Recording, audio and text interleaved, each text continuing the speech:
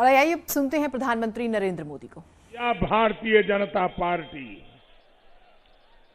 उत्तर प्रदेश में मैं जहां जहां गया हूं, इस गठबंधन के लिए, एनडीए के लिए एक भारी समर्थन, उत्साह और उमंग दिखाई दे रहा है। मैंने चुनाव बहुत देखे हैं, लेकिन मैं विश्वास से कह सकता हूं, ये चुनाव हम लोग नहीं लड़ रहे हैं, ये चुनाव मतदाता खुद लड़ रहे हैं, जनता जनार्दन खुद लड़ रही है। भाइयों बहनों, इन घोर परिवारवादियों को लगा था कि उत्तर प्रदेश के लोगों को जात पात में बांट देंगे, समाज के टुकड़े टुकड़े कर देंगे, हर एक को अलग अलग दिशा में ले जाएंगे, हर एक को एक दूसरे से भिड़ा देंगे और अपना चुनाव का खेल खेल लेंगे। लेकिन उन्हें पता नहीं था कि यूपी के लोग एकजुट होकर अपने विकास के लिए, यूपी और देश के विकास के लिए आज एनडीए के समर्थन में वोट कर रहे हैं। भाइयों बहनों, आज दुनिया में जो हालात बने हैं वो आप देख रहे हैं। ये भारत का बढ़ता सामर्थ्य ही है कि हम यूक्रेन में फंसे हमारे देश के नागरिकों को वहां से सुरक्षित निकालने के लिए इतना बड़ा अभियान चला रहे हैं। ऑपरेशन गंगा के तहत कई हजार नागरिकों को वहां से देश वापस लाया जा चुका है। इस मिशन को गति देने के लिए भारत ने अपने 4 मंत्रियों को भी वहां पर भेज दिया है। संकट में फंसे भारतीयों को ज्यादा तेजी से निकालने के लिए हमारी सेना, वायु सेना को भी लगा दिया गया है। मैं आज देश के लोगों को भी ये विश्वास दिलाता हूं कि भारत सरकार अपने नागरिकों की सुरक्षित वापसी के लिए कोई कोर कसर बाकी नहीं छोड़ेगी।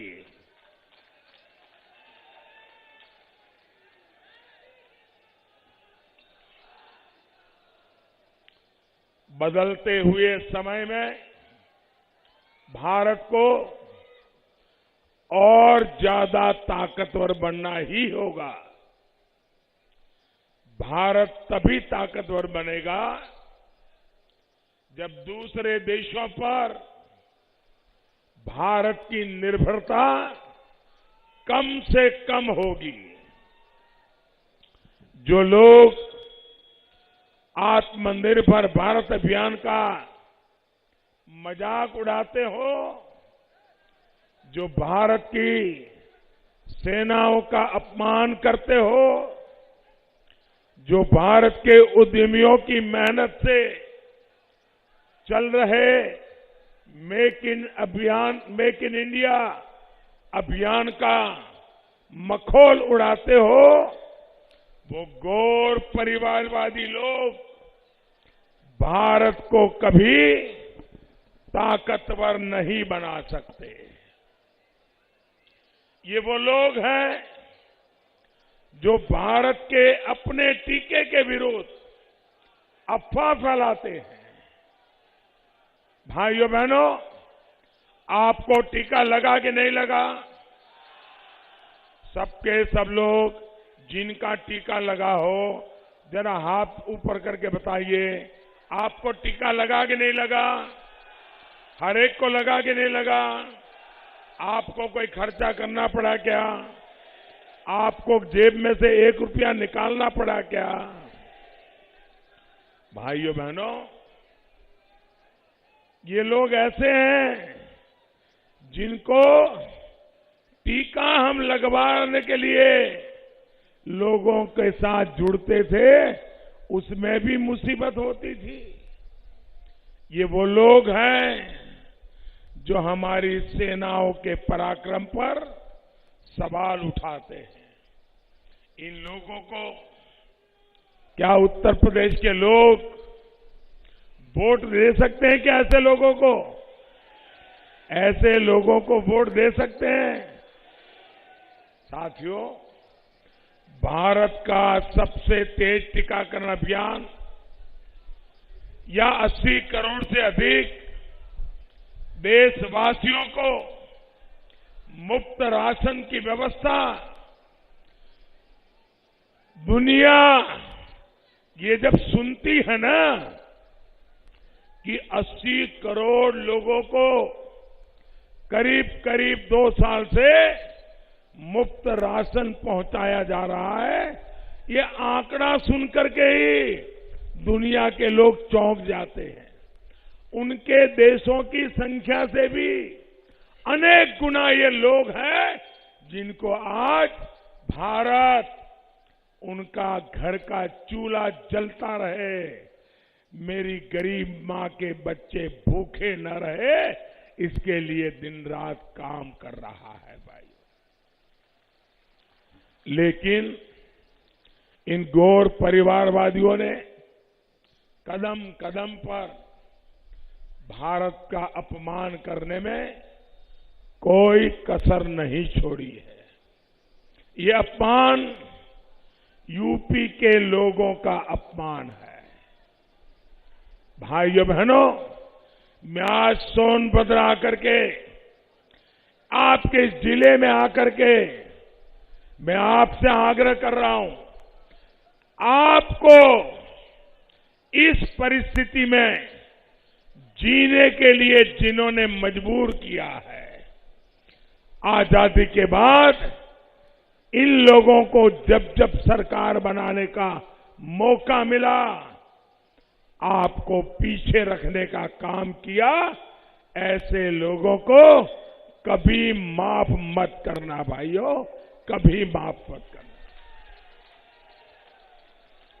ये लोग ना देश का भला कर सकते हैं और न ही आप जैसे मेरे प्यारे भाइयों बहनों का भला कर सकते हैं।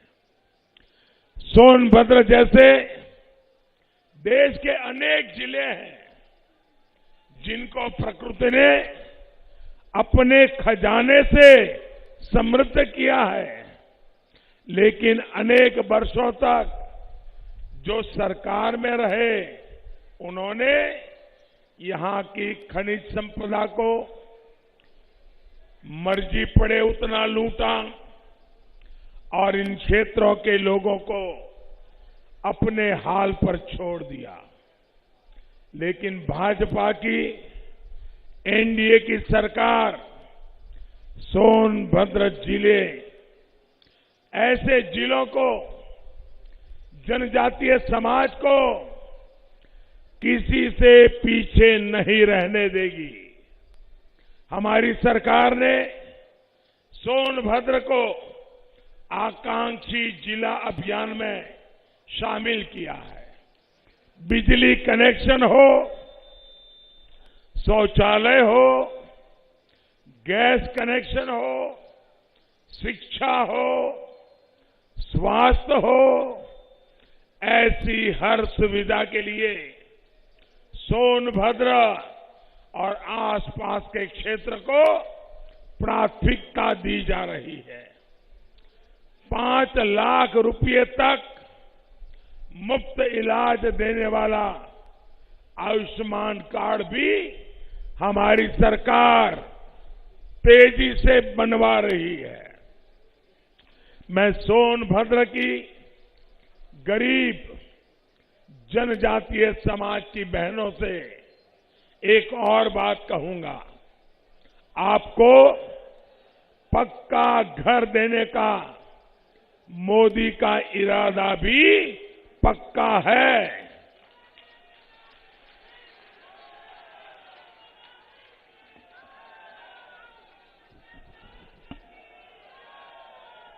हमने हजारों घर सोनभद्र में बनाए हैं। जो लोग बाकी बचे हैं उनको भी 10 मार्च के बाद फिर से योगी जी की सरकार बनने के बाद तेजी से पक्के घर बनाने का काम आगे बढ़ा करके